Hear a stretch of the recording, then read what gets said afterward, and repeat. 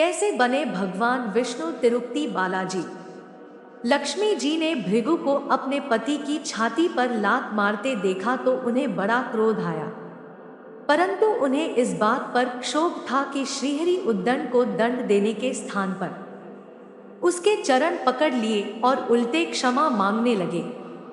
क्रोध से तमतमाई महालक्ष्मी को लगा कि वह जिस पति को संसार का सबसे शक्तिशाली समझती है वह तो निर्बल है। यह धर्म की रक्षा करने के लिए अधर्मियों एवं दुष्टों का नाश कैसे करते होंगे। महालक्ष्मी ग्लानि में भर गई और मन श्रीहरि से उच्चाटन हो गया। उन्होंने श्रीहरि और बैकुंठ लोक दोनों के त्याग का निश्चय कर लिया। स्त्री का स्वाभिमान उसके स्वामी के साथ बंधा होता है। उनके समक्ष कोई स्वामी पर प्रहार कर गया और स्वामी ने प्रतिकार भी न किया, यह बात मन में कौंधती रही। यह स्थान वास के योग्य नहीं, पर त्याग कैसे करें। श्रीहरि से ओझल होकर रहना कैसे होगा। वह उचित समय की प्रतीक्षा करने लगी। श्रीहरि ने हिरण्याक्ष के कोप से मुक्ति दिलाने के लिए वराह अवतार लिया और दुष्टों का संहार करने लगे। महालक्ष्मी के लिए यह समय उचित लगा।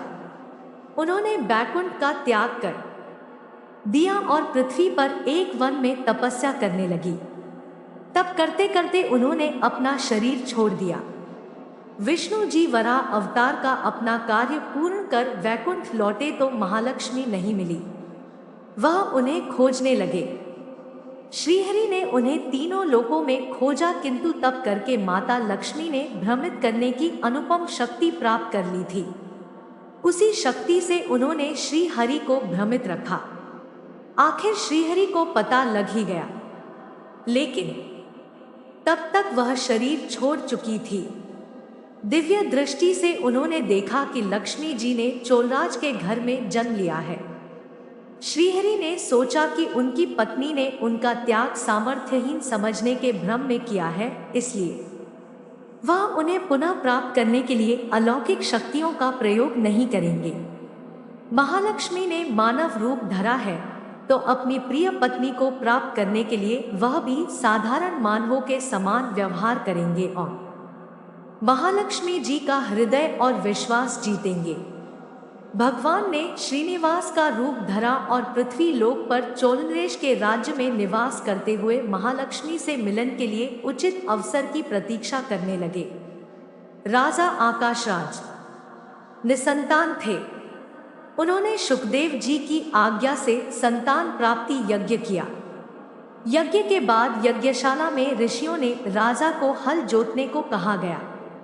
राजा ने हल जोता तो हल का फल किसी वस्तु से टकराया। राजा ने उस स्थान को खोदा तो एक पेटी के अंदर सहस्रदल कमल पर एक छोटी सी कन्या विराजमान थी। वह महालक्ष्मी ही थी।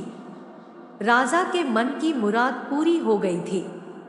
चूंकि कन्या कमल के फूल में मिली थी, इसलिए उसका नाम रखा गया पद्मावती। पद्मावती नाम के अनुरूप ही रूपवती और गुणवती थी, साक्षात लक्ष्मी का अवतार। पद्मावती विवाह के योग्य हुई।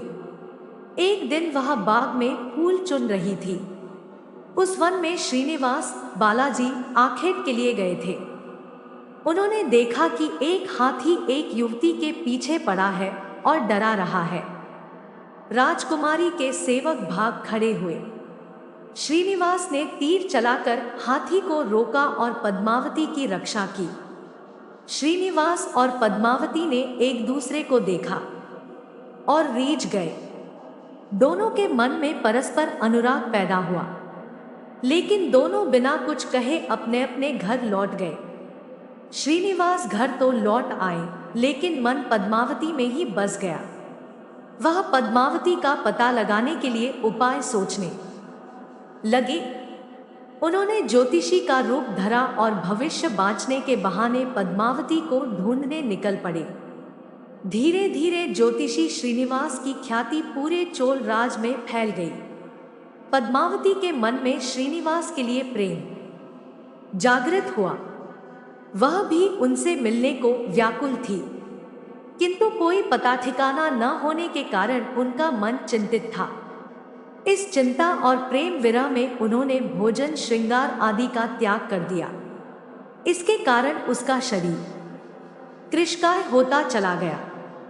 राजा से पुत्री की यह दशा देखी नहीं जा रही थी, वह चिंतित थे।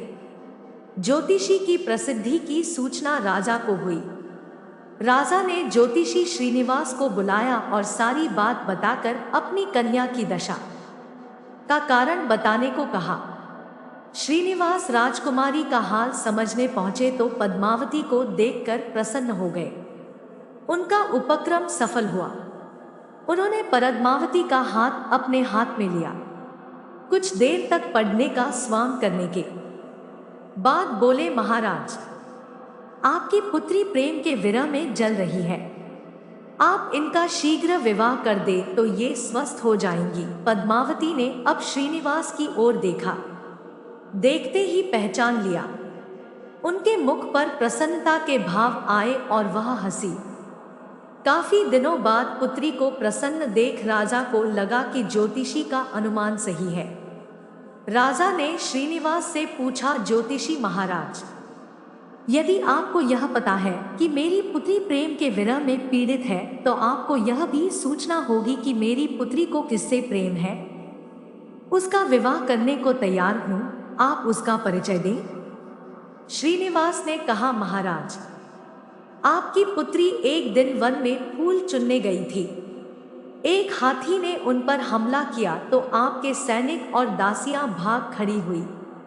राजकुमारी के प्राण एक धनुर्धर ने बचाए थे। राजा ने कहा, हाँ, मेरे सैनिकों ने बताया था कि एक दिन ऐसी घटना हुई थी। एक वीर पुरुष ने उसके प्राण बचाए थे। लेकिन मेरी पुत्री के प्रेम से उस घटना का क्या तात्पर्य है?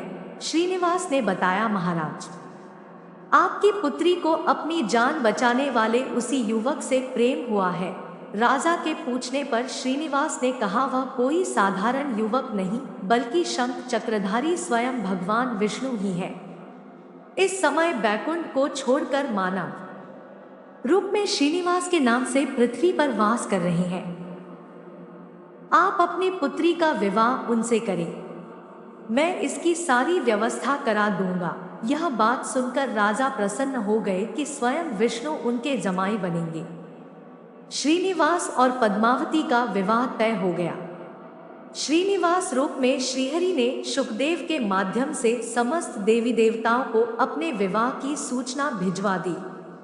शुकदेव की सूचना से सभी देवी देवता अत्यंत प्रसन्न हुए। देवी देवता श्रीनिवास जी से मिलने और बधाई देने पृथ्वी पर पहुंचे, परंतु श्रीनिवास जी को खुशी के बीच एक चिंता भी होने लगी। देवताओं ने पूछा, भगवान, संसार की चिंता हरने वाले आप इस उत्सव के मौके पर इतने चिंतातुर क्यों हैं? श्रीनिवास जी ने कहा, चिंता की बात तो है ही, धन का अभाव। महालक्ष्मी ने मुझे त्याग दिया, इस कारण धनहीन हो चुका हूं। स्वयं महालक्ष्मी ने तब से शरीर त्याग मानव रूप लिया है और पिछली स्मृतियों को गुप्त कर लिया है। इस कारण उन्हें यह सूचना नहीं है कि वह महालक्ष्मी का स्वरूप है। वह तो स्वयं को राजकुमारी पद्मावती ही मानती है। मैंने निर्णय किया है कि जब तक उनका प्रेम पुनः प्राप्त नहीं करता, अपनी माया का उन्हें आभास नहीं कराऊंगा। इस कारण मैं एक साधारण मनुष्य का जीवन व्यतीत कर रहा हूं, और वह है राजकुमारी। राजा की पुत्री से शादी करने और घर बसाने के लिए धन, वैभव और ऐश्वर्य की जरूरत है। वह मैं कहां से लाऊं? स्वयं नारायण को धन की कमी सताने लगी। मानव रूप में आए प्रभु को भी विवाह के लिए धन की आवश्यकता हुई। यही तो ईश्वर की लीला है। जिस रूप में रहते हैं उस योनि के जीवों के सभी कष्ट सहते हैं। श्रीहरि विवाह के लिए धन का प्रबंध कैसे हो, इस बात से चिंतित है। देवताओं ने जब यह सुना तो उन्हें आश्चर्य हुआ। देवताओं ने कहा, कुबेर आवश्यकता के बराबर धन की व्यवस्था कर देंगे। देवताओं ने कुबेर का आह्वान किया तो कुबेर प्रकट हुए। कुबेर ने कहा, यह तो मेरे लिए प्रसन्नता की बात है कि आपके लिए कुछ कर सकूं। प्रभु, आपके लिए धन का तत्काल प्रबंध करता हूँ। कुबेर का कोष आपकी कृपा से ही रक्षित है। श्रीहरि ने कुबेर से कहा, यक्षराज कुबेर, आपको भगवान भोलेनाथ ने जगत और देवताओं के धन की रक्षा का दायित्व सौंपा है। उसमें से धन मैं अपनी आवश्यकता के हिसाब से लूंगा अवश्य, पर मेरी एक शर्त भी होगी। श्रीहरि कुबेर से धन प्राप्ति की शर्त रख रहे हैं। यह सुनकर सभी देवता आश्चर्य में पड़ गए। श्रीहरि ने कहा, ब्रह्मा जी और शिव जी साक्षी रहे। कुबेर से धन ऋण के रूप में लूंगा, जिसे भविष्य में ब्याज सहित चुकाऊंगा। श्रीहरि की बात से कुबेर समेत सभी देवता विस्मय में एक दूसरे को देखने लगे। कुबेर बोले, भगवन, मुझसे कोई अपराध हुआ तो उसके लिए क्षमा कर दे, पर ऐसी बात न कहें। आपकी कृपा से विहीन होकर मेरा सारा कोष नष्ट हो जाएगा। श्रीहरि ने कुबेर को निश्चित करते हुए कहा, आपसे कोई अपराध नहीं हुआ। मैं मानव की कठिनाई का अनुभव करना चाहता हूँ। मानव रूप में उन कठिनाइयों का सामना करूंगा जो मानव को आती है। धन की कमी और ऋण का बोझ सबसे बड़ा होता है। कुबेर ने कहा, प्रभु, यदि आप मानव की तरह ऋण पर धन लेने की बात कर रहे हैं, तो फिर आपको मानव की तरह यह भी बनाना होगा कि ऋण चुकाएंगे कैसे। मानव को ऋण प्राप्त करने के लिए कई शर्तें झेलनी पड़ती हैं। श्रीनिवास ने कहा, कुबेर, यह ऋण मैं नहीं, मेरे भक्त चुकाएंगे, लेकिन मैं उनसे भी कोई उपकार नहीं लूंगा। मैं अपनी कृपा से उन्हें धनवान बनाऊंगा। कलयुग में पृथ्वी पर मेरी पूजा धन, ऐश्वर्य और वैभव से परिपूर्ण देवता के रूप में होगी। मेरे भक्त मुझसे धन, वैभव और ऐश्वर्य की मांग करने आएंगे। मेरी कृपा से उन्हें यह प्राप्त होगा। बदले में भक्तों से मैं दान प्राप्त करूंगा जो चढ़ावे के रूप में होगा। मैं इस तरह आपका ऋण चुकाता रहूंगा। कुबेर ने कहा, भगवन, कलयुग में मानव जाति धन के विषय में बहुत विश्वास के योग्य नहीं रहेगी। उन पर आवश्यकता से अधिक विश्वास करना क्या उचित होगा। श्रीनिवास जी बोले, शरीर त्यागने के बाद तिरुपति के तिरुमाला पर्वत पर बालाजी के नाम से लोग मेरी पूजा करेंगे। मेरे भक्तों की अटूट श्रद्धा होगी। वह मेरे आशीर्वाद से प्राप्त धन में मेरा हिस्सा रखेंगे। इस रिश्ते में न कोई दाता है और न कोई याचक है। कुबेर, कलयुग के आखिरी तक भगवान बालाजी धन, ऐश्वर्य और वैभव के देवता बने रहेंगे। मैं अपने भक्तों को धन से परिपूर्ण करूंगा तो मेरे भक्त दान से न केवल मेरे प्रति अपना ऋण उतारेंगे, बल्कि मेरा ऋण उतारने में भी मदद करेंगे। इस तरह कलयुग की समाप्ति के बाद मैं आपका मूलधन लौटा दूंगा। कुबेर ने श्रीहरि द्वारा भक्त और भगवान के बीच एक ऐसे रिश्ते की बात सुनकर उन्हें प्रणाम किया और धन का प्रबंध कर दिया। भगवान श्रीनिवास और कुबेर के बीच हुए समझौते के साक्षी स्वयं ब्रह्मा और शिव जी हैं। दोनों वृक्ष रूप में साक्षी बन गए। आज भी पुष्करणी तीर्थ के किनारे ब्रह्मा और शिव जी बरगद के पेड़ के रूप में साक्षी बनकर खड़े हैं। ऐसा कहा जाता है कि निर्माण कार्य के लिए स्थान बनाने के लिए इन दोनों पेड़ों को जब काटा जाने लगा तो उनमें से खून की धारा फूट पड़ी। पेड़ काटना बंद करके उसकी देवता की तरह पूजा होने लगी। इस तरह भगवान श्रीनिवास, बालाजी और पद्मावती महालक्ष्मी का विवाह पूरे धूमधाम से हुआ, जिसमें सभी देवगण पधारे। भक्त मंदिर में दान देकर भगवान पर चढ़ा ऋण उतार रहे हैं, जो कलयुग के अंत तक जारी रहेगा।